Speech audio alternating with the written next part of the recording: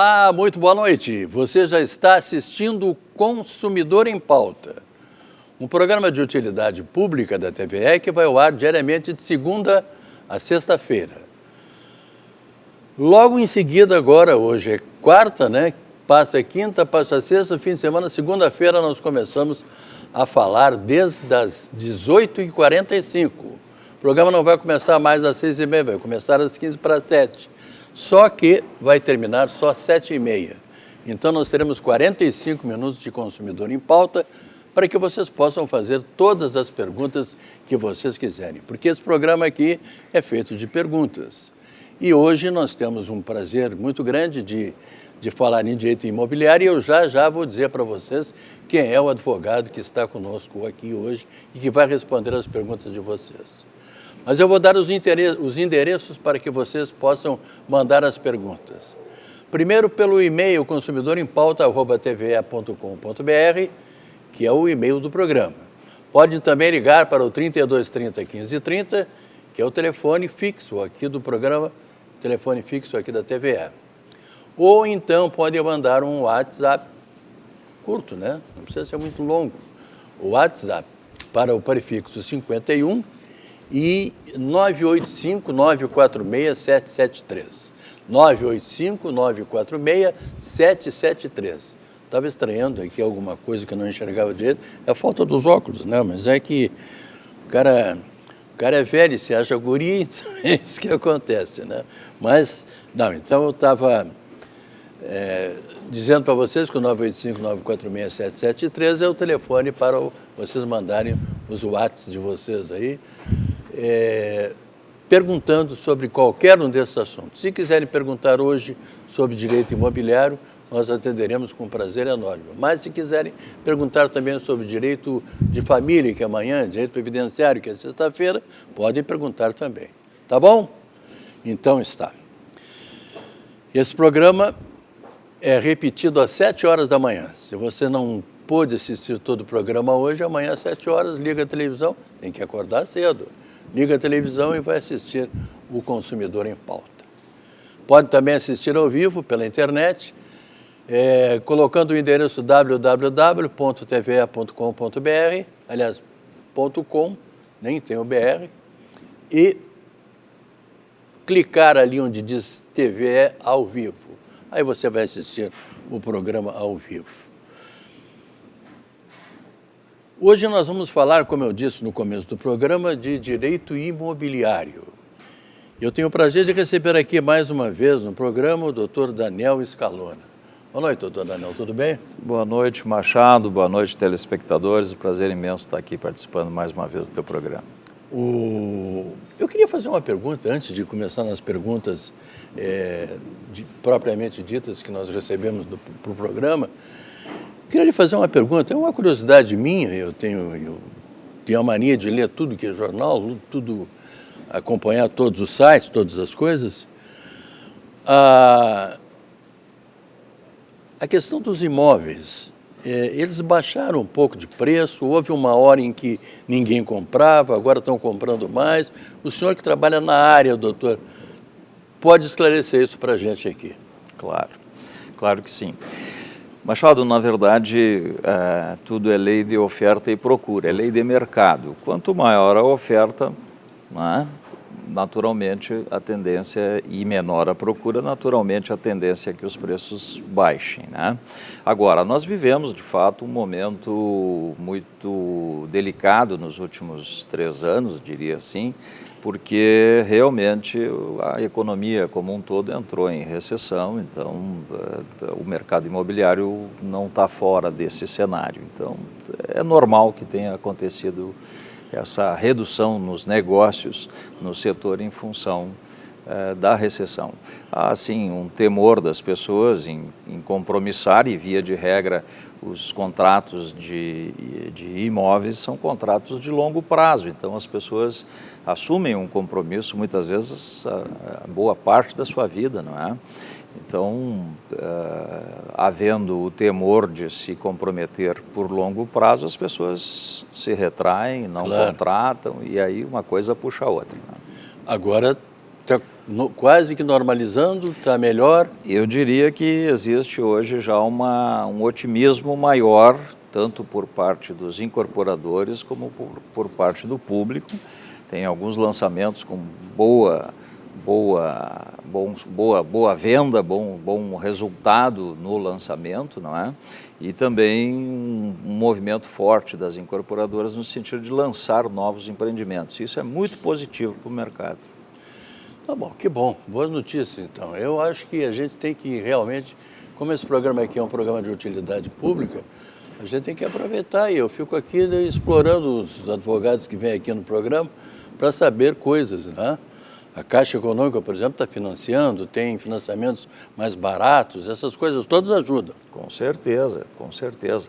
O financiamento no setor imobiliário, eu diria que é fundamental. Se não houver financiamento, o setor se retrai. Isso não tem, né? Ninguém tem dinheiro para comprar um. Ou mesmo que haja financiamento, mas com taxa de juros elevada, também inviabiliza a operação, não é? Então... é um problema. Tá bom. Então tá aí ninguém melhor que o Dr. Daniel Scalona para nos falar sobre esse problema que nós vivemos e que parece que estamos saindo dele agora. Eu vejo isso muito pela praia, lá onde eu tenho casa, que existem inúmeras placas de venda esse imóvel. Mas por quê? Porque a recessão pegou forte, né? Forte. Só vendendo a casa da praia. A primeira que vai é o imóvel da praia, né? O imóvel da praia, tá certo. Então tá, desculpa. Vamos lá para as perguntas então, doutor. A primeira pergunta é aqui da Ana Cristina, aqui de Porto Alegre. Após a entrega do apartamento que estava alugado, de quem é a responsabilidade do pedido de desligamento da luz e mudança de nome da conta? Do inquilino proprietário, do inquilino, do proprietário ou da imobiliária que gerencia o aluguel do imóvel? Então, Machado, Ana Cristina, a responsabilidade pelo desligamento, e veja, hoje não ocorre mais o desligamento, mas sim a emissão de uma conta final de luz. Ela é do locatário. O locatário, quando deixa o imóvel, é obrigação dele, até para a segurança dele mesmo, ir até a companhia de energia e gerar uma conta de luz que nós chamamos de conta final. Não é? Com isso, a companhia de luz encerra a responsabilidade daquele inquilino e, à medida em que o imóvel for locado novamente, o imóvel está, digamos assim, vazio para receber um novo consumidor. Então, sem dúvida alguma, a responsabilidade pelo desligamento ou pela emissão dessa conta final de luz é do locatário. As imobiliárias, via de regra, exigem este documento para liberar o locatário. Sem esse documento, muitas vezes eles não liberam, justamente porque fica gerando despesa lá na companhia de energia, e aí essa conta tem que ser paga por alguém, não é? Então, a responsabilidade, sem dúvida, é do inquilino. E a imobiliária tem aí uma corresponsabilidade, porque ela deve exigir esse documento do inquilino. A dona Bianca mora na cidade de Canoas. Ela diz que mora em um condomínio que possui várias áreas de lazer. Por conta disso, o valor do condomínio é muito alto, já que as despesas de manutenção com a conservação dessas áreas são passadas para todos os moradores. Pergunto se, caso eu não utilizar nenhuma dessas áreas, sou obrigado a pagar pela conservação? Então, essa é uma questão bastante polêmica nos condomínios, porque, assim como a dona Bianca lá de Canoas, alguns moradores de apartamentos térreos não querem participar das despesas de manutenção dos elevadores, né? Claro, então, mas infelizmente a regra geral e a regra legal, que está previsto isso na convenção, que é por sua vez lastreada pela lei de condomínios, as despesas condominiais elas são rateadas proporcionalmente à fração ideal de cada condômino no condomínio. Então, não tem como fugir, infelizmente, tem que participar, sim, dessas despesas. Sim, se a pessoa pensa da seguinte maneira, olha, lá tem um ginásio para fazer musculação, mas eu não faço, eu não uso, por que eu vou pagar? Mas tem que pagar. Tem que pagar, não tem como fugir. Eu fui subsíndico do condomínio onde eu moro. Olha, dá trabalho. Sem dúvida. Não é muito fácil, não. Sem dúvida. Temos aqui a pergunta do Evanir, que também, aliás, do Evoir, que também é de Canoas. E ele pergunta o seguinte, ó, ele está mexendo com a classe aqui, ó. Pode o advogado cobrar, além dos honorários, mais 30% sobre qualquer vantagem oferida num processo de emissão de posse? O imóvel é de minha propriedade desde 2016 e resido no imóvel. Tenho 2 peças ocupadas por invasor. A qual órgão devo recorrer? Então, vamos por partes. Aqui nós temos dois questionamentos num só, né, do lado do seu Evoir. Seu Evoir, o contrato de honorários, via de regra, o advogado recebe os honorários de acordo com aquilo que contrata com o cliente. Então, percentuais são contratados com o profissional. Então, nós não poderíamos dizer assim se foi legal ou não foi legal a cobrança de 30%, por exemplo. Se foi contratado com o senhor este percentual, naturalmente que é correto, né? Mas 30% não é o padrão. Normalmente o padrão gira em torno de 15%, 20% do valor da causa, né? Mas, dependendo do que foi acordado entre as partes, é o que vai valer. De repente passa a valer porque estava acordado com Exatamente, porque foi contratado, né? No que tange a questão da ocupação das peças, aí aqui não entendi muito bem, porque se houve já a reintegração de posse, a princípio o imóvel estaria em seu poder, né? Até por isso o advogado estaria cobrando esse percentual. Mas pelo que o senhor diz, então tem 2 peças ainda ocupadas. Teria que ser feita a ação específica de reintegração destas partes onde o imóvel ainda continua ocupado, se não abrangeu na ação em que o advogado fez inicialmente, não é? Esse é o procedimento correto. Ele pergunta também aqui a que órgão ele deve recorrer. Tem algum órgão específico? Ao judiciário, não há dúvida. Judiciário, né? Poder judiciário, não há dúvida. Não tem outra saída? Não. Para fazer valer o direito dele, né, de retomada do imóvel, neste caso, se não há consenso entre o invasor e ele, naturalmente ele deve recorrer ao judiciário. A dona Cléris mora na cidade de Esteio. Ela diz o seguinte: assisto sempre o programa e que bom que agora terá mais tempo. Pô, muito obrigado, dona Clésia. A senhora é uma das nossas queridas telespectadoras, então. Fico extremamente feliz por saber disso. Muito obrigado pelos elogios. Vamos aumentar, sim, a partir de segunda-feira. A pergunta da dona Clésia é a seguinte: fiz uma casa nos fundos do terreno, onde tem um quarto, um banheiro e uma área de serviço. Preciso fazer a averbação dessas peças? Preciso informar a prefeitura? Bem, dona Cléris, se a senhora não informar, mais cedo ou mais tarde a prefeitura vai identificar essa construção que está irregular e vai lhe tributar. O correto seria, então, o projeto aprovado pela prefeitura antes da construção, comunicar, então, à prefeitura, ao setor da fazenda municipal, de que houve esse acréscimo na área e recolher o tributo ao município. Muitas pessoas não fazem isso, ficam com a obra irregular, enfim, né? Mas isso depois, na hora de vender o imóvel, pode lhe dar algum problema. Eu recomendo que faça, sim, a regularização do imóvel. Tem uma pergunta aqui que chegou por telefone agora, doutor Daniel, é do Norton, aqui de Porto Alegre. Ele disse que comprou um imóvel e vendeu 10 anos depois pelo valor atualizado. Ele quer saber se ele tem que pagar imposto de renda sobre isso.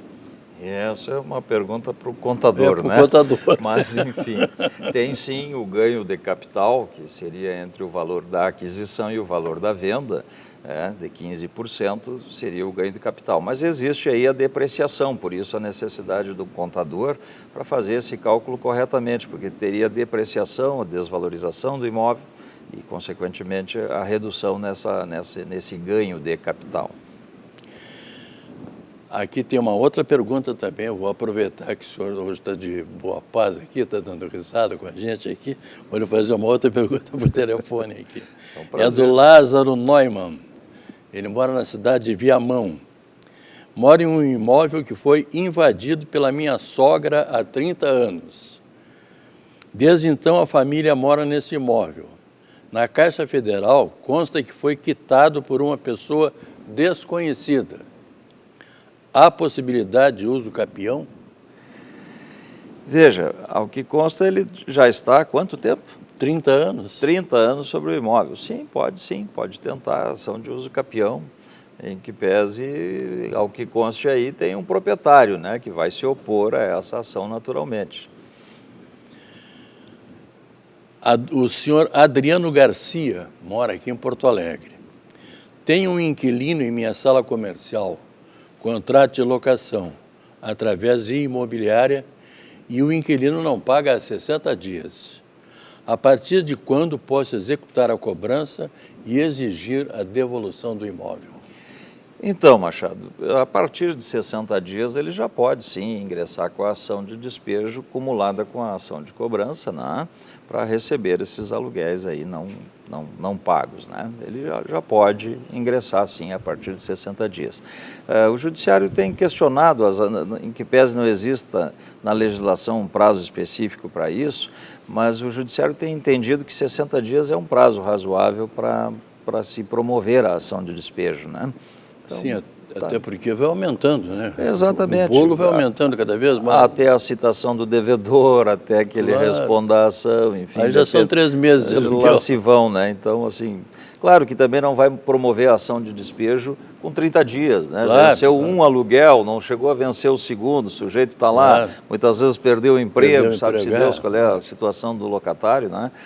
Também não vai se promover uma ação com... E é por isso que o Judiciário tem entendido que 60 dias é um prazo razoável para responder, exatamente, para passar a responder pela ação de despejo. Tem uma pergunta aqui de um anônimo que mora na cidade de Taquara. Sou fiador de um contrato de locação há 2 anos. Estava precisando de dinheiro e mês passado vendi o imóvel que indiquei no contrato de fiança. Ele quer saber o seguinte: o que acontece agora? Pois não tem outro imóvel para dar em garantia, mas também não quero prejudicar meu amigo. Preciso avisar na imobiliária que vendi o imóvel ou posso ficar quieto? Olha, é raro quem comunica, né? É mesmo? É difícil. Geralmente o pessoal se desfaz do imóvel e não avisa, né? Mas vamos lá, pelo lado ético da questão, o correto seria ele comunicar lá o afiançado dele de que ele não dispõe mais desse imóvel, não é? Para que o afiançado providencie a substituição do fiador, né? A imobiliária, se ele já vendeu o imóvel, ela está sem garantia, digamos assim, né? A garantia real desapareceu, né? Desapareceu. E daí, aí, bom, se ele não comunicou a imobiliária... Se ele não tiver patrimônio para responder, Ministério do Ar ele está, né? Então essa acontece muito esse é um problema bastante comum.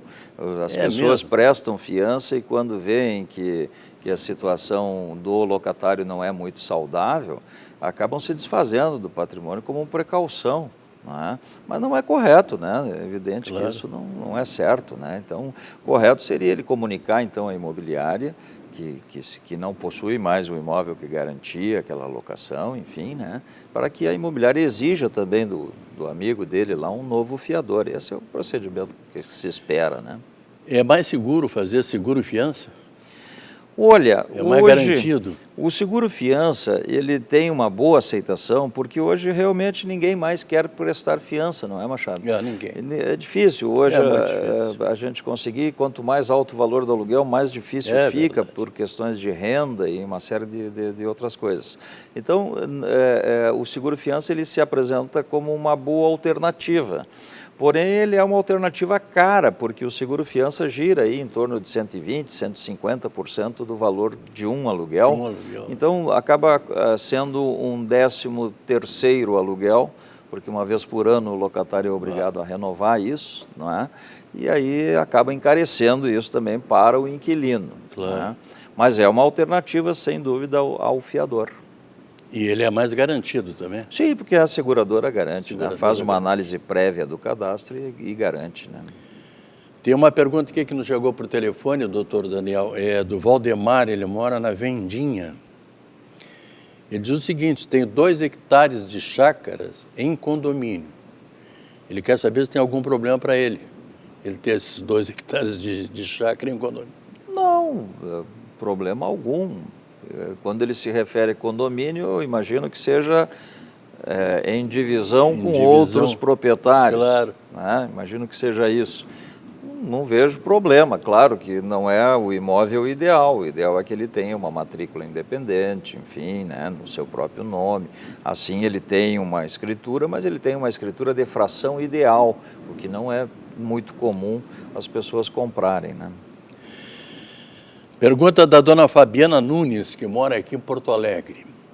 Tem um imóvel alugado, a responsabilidade do pagamento do fundo de reserva nas cotas do condomínio é do proprietário ou do inquilino?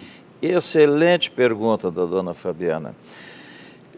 Essa é uma questão bastante polêmica, porque o fundo de reserva, na cota condominial, o imóvel sendo alugado, muitas vezes a imobiliária ou o proprietário simplesmente manda o DOC de condomínio para o inquilino, DOC cheio, como a gente diz, pelo valor integral, claro, né? Sendo que naquele DOC de condomínio, muitas vezes tem lá a contribuição destacada, inclusive, do fundo de reserva, que é uma responsabilidade exclusiva do proprietário e não do inquilino.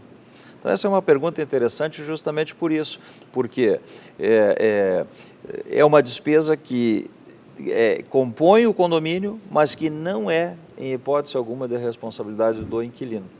Isso deve ser abatido no DOC de condomínio, na cobrança do boleto de aluguel. Está vendo só? Como é que é isso? Tem outras perguntas chegando por telefone, já vou fazer, mas eu vou aproveitar e lhe fazer uma pergunta do Bruno, que mora aqui em Porto Alegre. Eles que moram num condomínio horizontal e na matrícula do imóvel, consta que a casa dele tem um pátio nos fundos e outro na frente.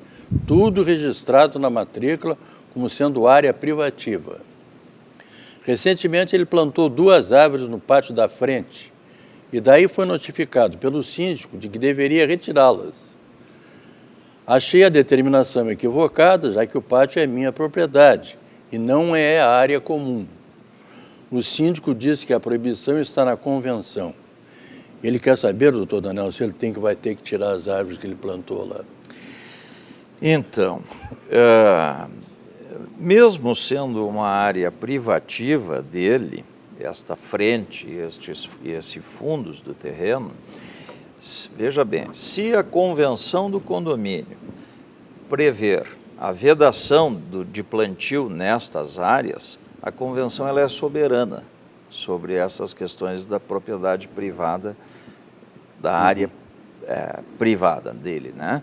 Então, se de fato constar da convenção que daquele espaço, embora privativos do condômino, se houver essa vedação, ele vai ter que cortar a árvore.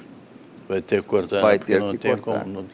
Até porque ele vai fugir dos padrões normais das coisas. Muitas vezes altera a fachada e outras consequências que podem advir desse mais ou tipo menos de coisa. É mais ou menos como aquelas secadores de roupa que as pessoas põem do lado de fora. Assim. Imagine assim, Machado, num condomínio de casas, onde a frente das casas é um jardim.